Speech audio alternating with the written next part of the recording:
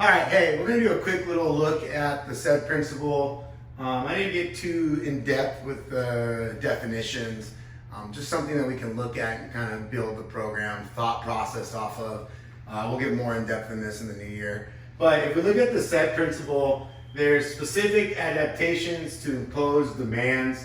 So when we're looking at this, specific is what you get what you put in, or you get what you train for. Not necessarily like sports specific training. We'll talk about that, activity specific or athletic specific development. So I don't necessarily believe in sports specific training, and we'll talk about why, but I get what I train for. So if I want to be more conditioned, I can become more conditioned. If I want to become more athletic, I can become more athletic. So that's what I mean by that. All right. So adaptation, process that the body physiologically and neurologically changes to deal with stress. So physiological change and neurological change. How do I actually create this? This is from what I'm specifically doing.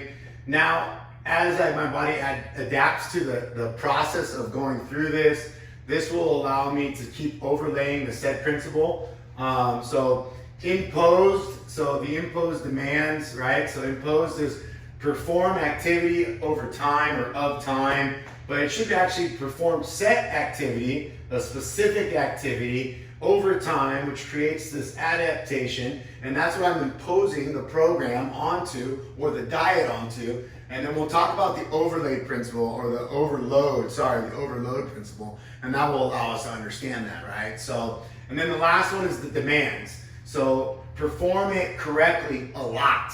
So performing it correctly is move right, don't move wrong, don't go too heavy, don't go too light. Understanding that the demands need to be consistent, but without creating injury, without creating maladaptation.